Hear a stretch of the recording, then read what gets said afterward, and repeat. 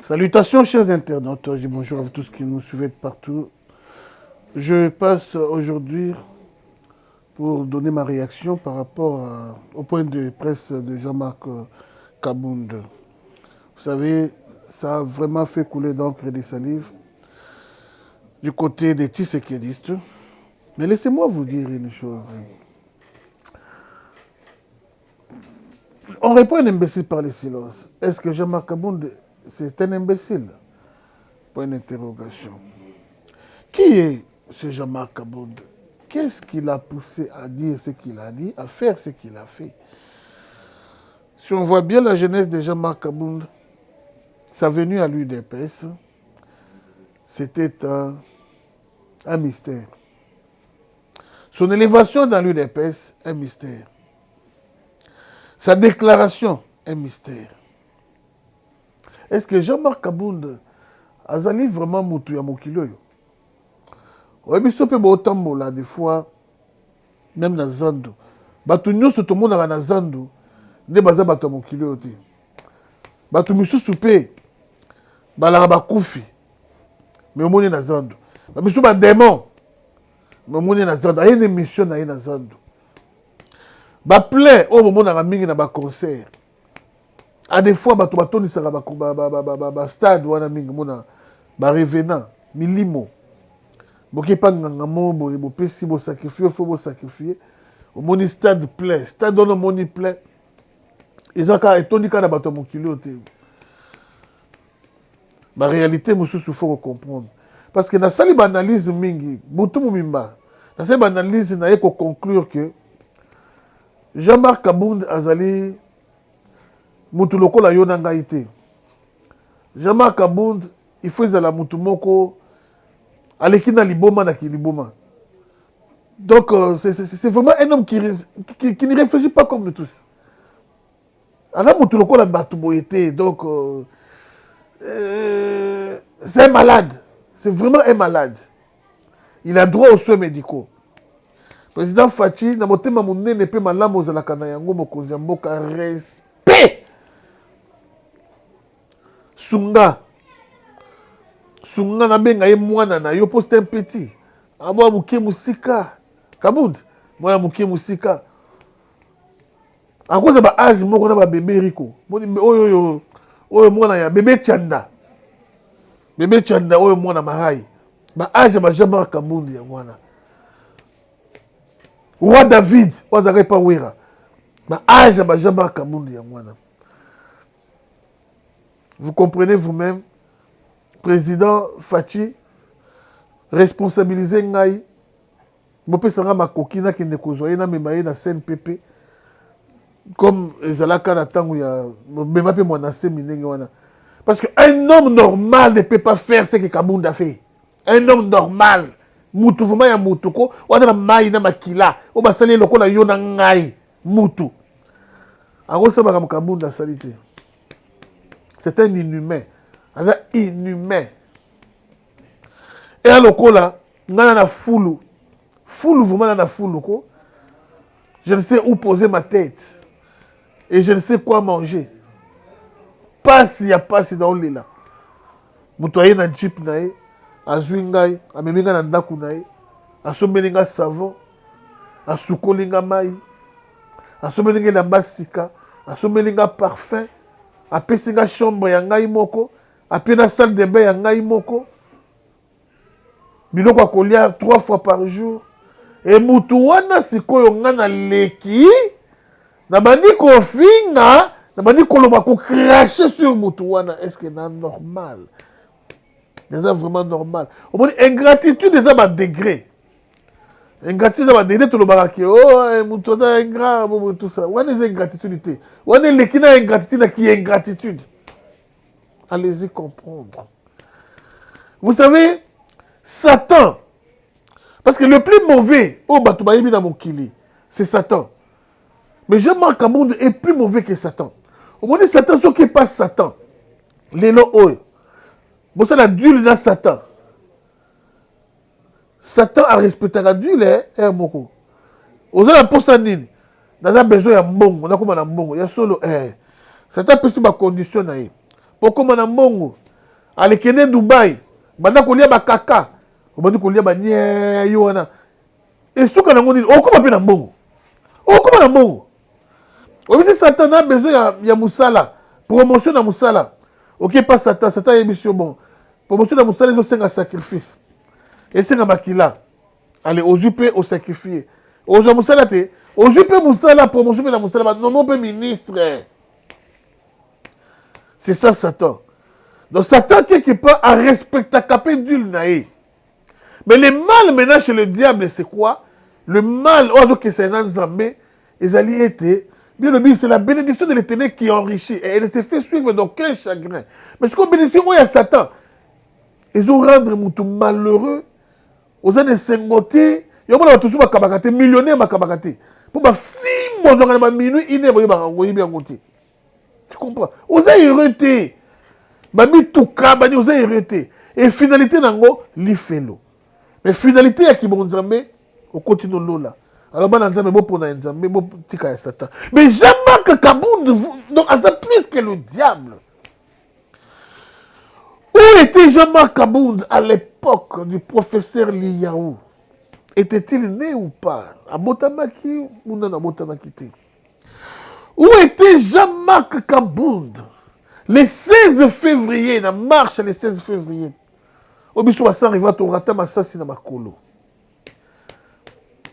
O ngwanda bomama tu na nenga jeti. Et si kazali so kaza place na Nzambe so kaza place ya Satan Nzambe yimoko ayebi. Mais à bomama tous les 16 février. Où était Jean-Marc Kabound? Le haut et le bas qu'a vécu l'UDPS. Où était Jean-Marc Kabound? Parce que l'UDPS, c'est Etienne Tshisekedi. L'UDPS, c'était Ngaloula, c'était Dikonda, c'était Lusangele, c'était Baba Kyungu. L'UDPS, Jean-Marc Kabound, inexistant. Atika trace mon côté. Topoussani. UDPS, professeur Liyaou, Birindoa, Ngwakem, Frédéric Ibassa. Où était Jean-Marc Kabound? Sans trace.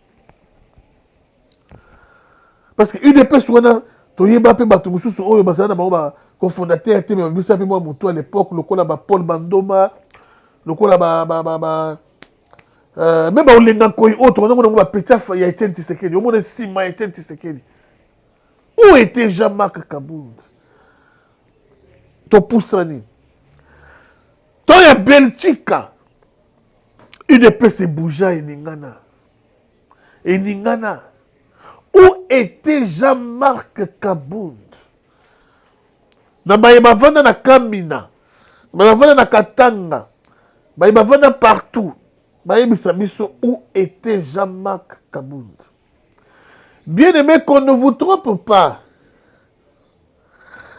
Et là, dans Moussoussou Oyoko,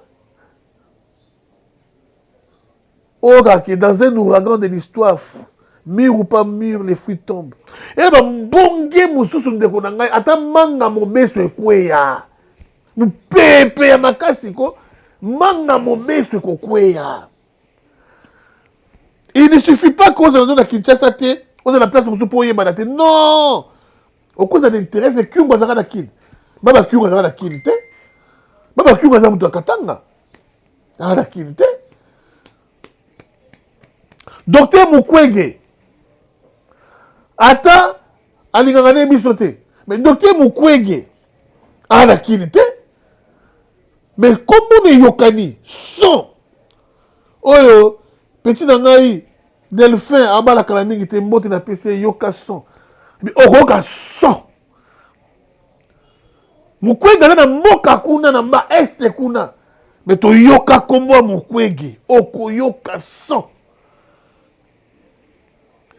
Jean-Marc Kabound, même na Kamina. Place Azalaki, celui dans Louisa. Sokazaki, Jean-Marc Kabound. Il y a charisme. Il y a travail. Tu as yoka son. na Kine, toka so na Poto, toka so na Félicité, parce que nous on a connu tous ces gens là, on était toujours à l'extérieur, hein. Toi qui n'as pas na Kine na wati. To lingaki to yoka son. Mais Kabound, to yoka na biso santé. Pecho ya moi sur oyoyo. Oyo aliaka de deux côtés, oyo aliaka na côté ya Kabila, na côté ya tel boy. Ba bien question Gloria, soki Gloria nani wana, soki Panda, soki nani mutu ya mouvement citoyen wana. Nga azalaki en Afrique du Sud, mais nayebaki ye déjà. Vu combat na ye, ya vrai ou ya faux, mais nayebaki ye déjà. Mais où était Jean-Marc Kabound? Comme il y a un village, c'était parvenu. D'après ma sonote yoka. Aouta Louisa, aye, IDPS yambiye, et il n'est ni gagné, abotama pa kola na IDPS c'était. Il y a un bateau misusuko, balo kwa babranamiste. Donc UDPS pour la bango c'est le quoi l'église. Les gens nés et grandis dans UDPS. Le quoi Moïse Katiboui. Le bateau ba botami ba koli na UDPS. Âge où ya Kabound wana. Il fallait qu'il toyo kaka botami pa koli na UDPS. Aye UDPS na Kabila. A commis. Selon histoire. A bandi qu'on créé des histoires pour bakangaka ye sangwe kendaka. Bakangaka ye sangwe kendaka. Il y a un combattant qui se bat jour et nuit. Il y a un combattant Zobunda Makas. Il y a un combattant. Malgré cela, il n'y a que ma tête, noyau. Il y a une personne qui Jean-Marc Kabound. Il y a quoi certains musiciens lelo. Il y a milliers de musiciens. Lokola waze kwa ndenge zaka na kala na poto na milliers ba musiciens ne bayebaka un certain waze kwa poète soki ndenge nini soki mutu ba vers besonene ayi ko yebana na public si matango asali orchestre na ye Pascal Poba abandane bakamone bana kala pesa pesa na milliers ya public bayebaka Pascal Poba te kala na milliers ba musiciens bayebi ke nzo na mutu moboye a composer ka bien. Ndenge moko na ba Jean-Marc Kabound. Kaka na millions noyo peut-être na IDPS ba un certain Jean-Marc Kabound. Mais bongo te ba fils mukoko to yeba bango kala. Public ba tutu ba yeba fils mukoko. Ba tutu ba yeba ka fumu sabata. Ba yeba naka. Ba tutu ba yeba ka oyo nani komikateur IDPS so akenda na ba Belgique akenda ka soki menda soki nani na bosa di komona. Bayebanaka. Mais fils, et oh nani, Jean-Marc Kabound. Nanya yebaka ye. Nanya yebaka ye. Paix à l'âme de papa Etienne Tshisekedi. Papa Sakoulaki. C'était normal. Naba oyo, babade kokosa ye nzinga. Yongo na tokona na peka ba conseiller moko. Babemeli biso Jean-Marc Kabound. Bapesi tête ya UDPS. Jean-Marc Kabound, tangu bapesaki yo tête ya UDPS. Yebisa biso.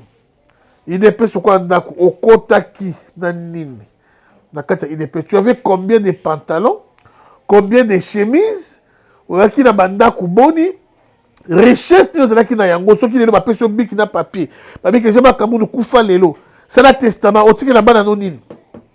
Il paraît bon, je ne sais pas. Mon tapé Sarabane est Zambé. Ça, je ne condamne pas. Alors, Bic, ma personne Bic, c'est le testament. Je ne sais pas comment on a atika nini. Pantalon ya jean. Toi, on a atika nini. Et l'autre. Au côté Siko, comme secrétaire général, il y a UDPS. Ti liwaya, il y a papa, Etienne Tshisekedi. Jean-Marc Kabound, combo ya Jean-Marc Kabound de comment qui se combattre. Jean-Marc Kabound azali batu oyoyo titina akampole aloba biso to sala wengete wengende sala biso. Donc baza batu oyo UDPS de sala Jean-Marc Kabound. Et quand on parle de... On ne peut pas parler de l'UDPS sans le nom de Tshisekedi, qu'on ne vous trompe pas. On ne parlera jamais de l'UDPS sans citer le nom de Tshisekedi. À défaut, le nom de Tshisekedi pèse plus que le nom de l'UDPS. Le nom de Tshisekedi, ça pèse. Bon, yo sikoyo. Ozui kombo ya Tshisekedi. Kombo oyo esala yo. Kombo oyo efula yo. Kombo oyo ebimisa yo. Otie nudité nyonso ya kombo. Na miso ya bato bengisi. Ah, bilo musu ezala ata conscience elobaka te. Yo na lobi ke Jean-Marc Kabund aza inhumain. Ana mai na makila lokola yo na ngai te. C'était mauvais. Jean-Marc Kabund na nyoka ponata nyoka. Po baloba ete nyoka soka mutu pamba tene na yoka. Mais Jean-Marc Kabund azo soka azo mutu pamba. Azo so mutu pamba. Mutu asali bolamu ebele. Ebele. Combien de fois nous on a crié que Fatih se débarrasse de Jean-Marc Kabund? Combien de fois? Mais Fatih motema munene pe ya malamu. Azali kala Jean-Marc Kabund. Azui Atie sous-secrétaire général. Tant Fatih comme président. Fatih Atie premier vice-président de l'Assemblée. Balongoli Fatih Zongi c'est le premier vice-président de l'Assemblée. Nous sommes le bel Jean-Marc Kabund de l'or mon côté. Jouissance dont il est question maintenant. Cite-moi le nom d'un Tshisekedi. Oh, Azana Ndako Lokola Jean-Marc Kabund. Azate. Oh, qui c'est Tshisekedi? Oh, Roger Tshisekedi. Oh, Tangelanga Komo et Tshisekedi Mokoyo Yebi Ana Ndako Lokola Jean-Marc Kabund. En commençant par le président de la République lui-même. Bazo Ndako ya Fati. Bazo ya Jean-Marc Kabund. Ah, mais il n'y a pas match. Kabund. Atongi stade. Nambongo Dini. Nambongo Dini ya tongeli stade. Excellence, président de la République. Kabund basilité, hein, basé belé. Auto découvert Jean-Marc. Mais il y a pire que ça. La ceinture, il y a pire que ça. Dans le gouvernement. Il y a pire que ça. Dans le milieu politicien. Il faut faire très attention. Très attention. Tu vas qu'on ce conseil. Conseil, on a préparé le moyen mabé. On a ce conseil pour on a peut-être les bossons na yo. Batu oyo bakoya ko sauver yo. On a ce exemple. Tout a été bien planifié. Que non, la force de l'UDPS, la force de Fatih, ce sont les parlementaires debout. Alors, avant que Jean-Marc Kabund a quoi ça, il faut tout préparer le terrain. Les parlementaires debout, tout écarté, bazalaté. Alors, parmi bango, il y a des leaders. Le coup là, Gilles, il faut confréer ma case bazalaté. Bengi, assez l'eau, à vos ordres. Vous trouvez assez l'eau. Kabund! Il faut que vous ayez assez l'eau. Tant que comment il épaisse. Eh! Ce n'est pas possible. Autant que comment FCC mon côté, tu peux perdre mon côté. Tu t'acharnes contre les vôtres. Dans Kanda Nyos. Ah, Kabund a manqué mon cousin, il y a Kangi. Mais Gilles Monniéré a défendu le Congo, le peuple, contre les Rwandais. Les fils de parler mal contre les Rwandais. Oh, il est aux arrêts. Et qui parle de lui? Page n'est tournée. Mais bateau, bazou, bébé, ça vraiment, bébé, ça quoi? Ou à mon niveau, cause, le quoi, mastanae, le quoi, on a tout ce qui n'a ni, azou, l'on du n'importe quoi, azou, tiens, même beaucoup d'insécurité, on s'est là où nous soyons ligués. Mais Moutouana, Botiki na liberté, à l'aise, allez-y comprendre. Allez-y comprendre. Kabund a battu belé na ceinture ya Fatih. Si les autres ont loba, et le message na yewana ça a été très bien préparé na battu musu bazana Fatih. Mokonzi mboka. Dakisa. Kabund aujourd'hui il est millionnaire. Kabund en a l'art. Et Kabund a eu faiblesse, il y a UDPS. Oh, il y a beaucoup de à rendre bango plus pauvre même que des Bazaki Liboso. Kabila a eu faiblesse à UDPS. Katumbi a mis faiblesse. Pour Batouane, sur la Kaboudi. Qu'est-ce qu'ils vont faire? Ils vont équiper leurs communicateurs pour faire leur propagande, déstabiliser le régime. Mais maintenant, de notre côté, président Fati, ma communicateur na yo, posez-vous la question, ma vivant en nini? Ma touche à combien? Ma zala ndenge nini? Ngala mona ma communicateur à Mobutu na ma villa, ma château. Et puis communicateur à Fati mo ko tout à tout le lelo, na mo communicateur na pas fait na ko somela ndako. Na kibo na kiso mandako, $100,000, $150,000. Point d'interrogation. Bah, il y a une faiblesse, la force, il y a pouvoir, il y a opposition, il y a, comment je pourrais dire, il y a quoi faiblir, il y a quoi tomber là, il y a quoi quitter ça. C'est le média, qu'on ne vous trompe pas, c'est le média. Ils le savent, et ils sont maintenant très bien équipés pour soutenir les leurs. Au bout de Mike Moukeba était, il y en a là qui n'est pas Kabound. Et de l'autre côté, stratégie nini. Ou toi arrête ta stratégie nini. Ou bien tu as la yango pour soutenir les nôtres. Pour régime matin. Les gens travaillent. Mingi na bénévolat. Tous les sous l'opposition. Ou tu travailles comme mingi pour un sacrifice bénévolat. C'est comme si tu travailles pour un sacrifice bénévolat. C'est comme bongo. Et qui n'arrive pas banani. Banani va bénéficier à yango. Ceinture monsieur ya mokonzi bango ndé bazwa ba million bataka na ba poche mais on était ba communicateur on ba média wana bato ba $100 bato ba $100 lokola biso tozanga na ba cité tozanga na ba bana te tozanga na ba projet pété donc biso tozanga na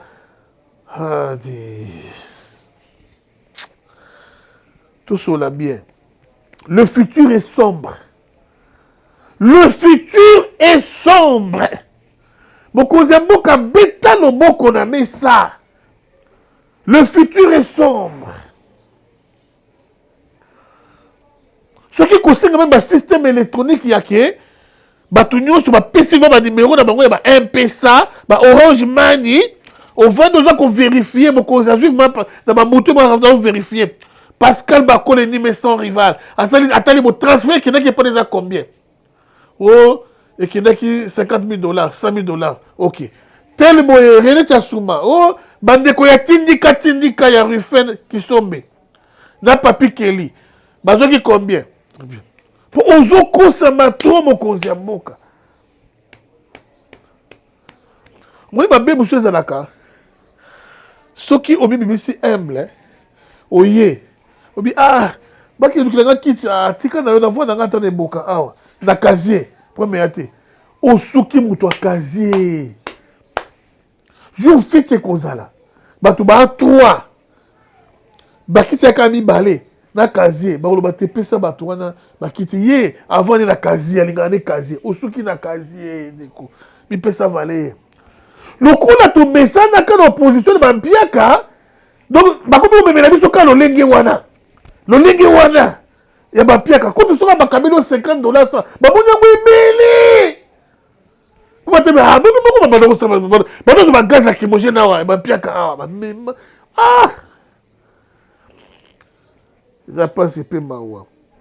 le camp adverse est très bien organisé, s'il vous plaît. Hein? Le camp adverse est... Ce que Kabound a fait, ce n'est que le début du commencement. Permettez-moi la redondance. Va préparer Bélé une série de pressions pour déstabiliser le régime. Et nous, à notre tour, qu'est-ce que nous avons préparé? Tout. Allez. Lancement est parti à Kabound. Bou. Après, Wana. Bossanine. Tel bout. Bou. Et après, Wana. Non. Non. Nous devons se combattre entre nous. Tout ça qu'on se combattre entre nous. Oh, azo boudissa. Oh, mais nous tout le monde attend moko. Oh, azo quoi ça? Oh, c'est ça. C'est ça. Ce qui m'a tué, non, bah, nommé au Mokonzi. Pour occuper base. Mais bah, nommé au Mokonzi. Ya! Bah, toi, liboso. Famille! ya mibale église apokali kadena tolingani te so na témoin de Jéhovah ya liboso na zino baneve na nga banièce baleki bacousin natie bango na misala après espace etikali nazwi bato église natie bango bato ya témoin de Jéhovah natie bango wana bato yango nyonso nakotia na baneve na bacousin na bato ya témoin de Jéhovah babunda te bayebi histoire ya liti te basala rien na liti oyo ça fait mal hein? Ça fait très très mal.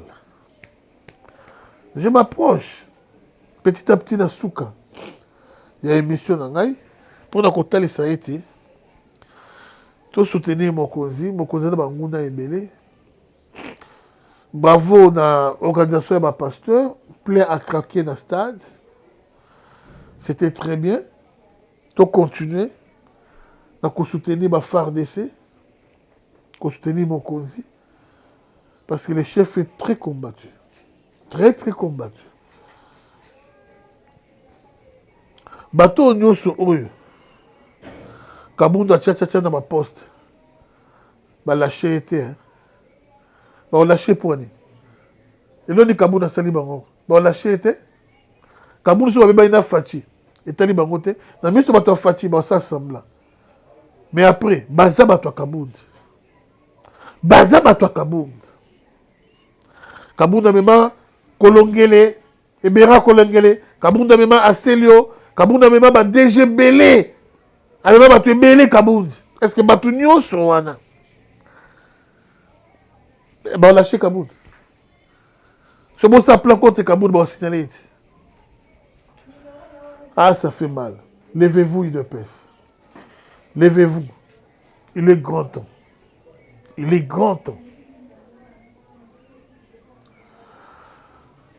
Général Kassongo, ministre intérieur à Selio, Kuluna et Makasi na Kinshasa. C'est très bien organisé. Quand on attend Oyo, Kuluna et Makasi na Kinshasa, on ne voit rien. Au moins, on a un bon bateau et India. Et l'autre, 30 minutes, aucune réaction. 1 heure du temps, 2 heures, aucune réaction. Tout doit venir de la haute hiérarchie. La haute hiérarchie, le collège qui détruit à Kanyama KCC. Kawana. Mais général Kassongo, Yopé. Kanyama Memaki, opération, les confis. Bon, Kassongo, Mimi Kassongo, Mimi parce que Koulou n'est pas ma casse. Kassongo, Mimi stratégie de Mimi. Baroulage, zéro, Babobi Congo. Koulou, il y a ma casse. Mais Kassongo, Moussala, na yo, tout le monde a ngoté.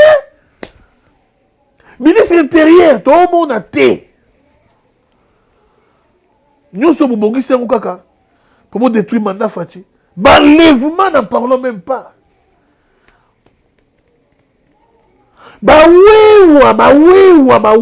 Motard. Mais ce sont des dieux de la rue. Les stratégies de nous arrêter. Non pour chasser les wewa. Mais pour encadrer ma wewa. Maman Batou. Aïe, asipelisa banana ye.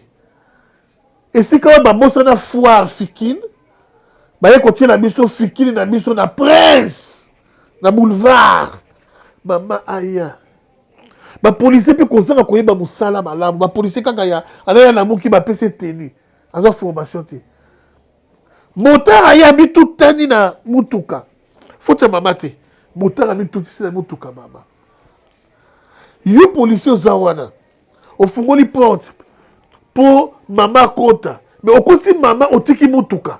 Au yebi bien réaction ma moteur ndenge zalaka. Au côté maman na bana au tiki mutuka. Jipo bato cher. Ya cher. Ma moteur le quoi ba nzambe ya nzela. Batumbi jipa bato.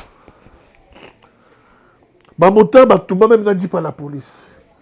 Et en retour il y a une disposition du général Kassongo aux oies pour encadrer ma motard dans la discipline, dans la discipline. Rien. Et l'autre côté, et comme on a le là, bon, on a la moyenne Pauline Ndaku, Ce qu'on appelle un rapport. Ah, Kassiyet, Kassongo. Papa, tika na yo. Moi, non, impoli. Tika na yo, papa. Ah, ils ont le bon léman, donc réponse de Bino Zayawana. Mais ceux qui battent, on a un rapport. Là, vous allez réagir. Là, vous allez réagir. Oh, quand dans l'Ingwanda, oh, c'est la boye, famille Bimi et Bunda. Mais tant que vous avez un rapport, il y a moi, bon négligent, ah, moi, je parle de c'est une politique, papa, pardon, hein. Pardon, vraiment. C'est tout. Communauté internationale. Tant que bakulu na basa ba biloko no so basa na bovanite. Ce qui détruit Zouami. Il y a ça bango boy. Wana bo tomboka. Communauté internationale tomboki bo bisi ba papunyoso. On dirait Congo est un mot dépendant. Ils sont indépendants, ils sont indépendants. Revirement spectaculaire, il y a des monasemi. Apparition, il y a des monasemi. Réapparition, il y a des monasemi. Tout le monde. Des monasemi. Vous pouvez qu'on s'engana et dingwe. Na mort. Na baganga nyonso ya équipe na ba tel nyonso bo sangana. Bo c'est une arme sophistiquée sur le plan spirituel. Tout le monde habite oui. Parce que embargo ils ont continué. J'apprendais que Russie a assisté Bissou. Mais depuis guerre dans le Silicon à Est, nous avons besoin de guerre ici là. Complètement dans l'Est, mais tout ça les fait, mais tout Sili. Bokoko, Bossa Mino, chef coutumier, Bokoko, mais sa village, mon mima, Maï, Banguna, Baoya, Baobunga, Baobuna, sous Zela, ou les Yaoketi. Dès qu'à la Mamonango, dans la canne, on a commis ça à l'époque. Bokoko, c'est vraiment village, Bokoko, c'est vraiment Maï. Devant Banguna. Merci Nawangaï Medina, merci vraiment Nabiou derrière la caméra, merci Nabaïno sur 8 ans. Yarolandangaï, restons toujours soudés, ne suivons pas cet inhumain de Kabound, tout soutenir Mokonzi Mboka, tout à la Simanae. Donc, ça est deuxième mandat. Je crois que vous allez vous-même vous donner raison pourquoi vous l'avez soutenu. Parce que ces réalisations sont tellement nombreuses qu'il n'a pas de temps. Il est dans les bons. Fatih, béton.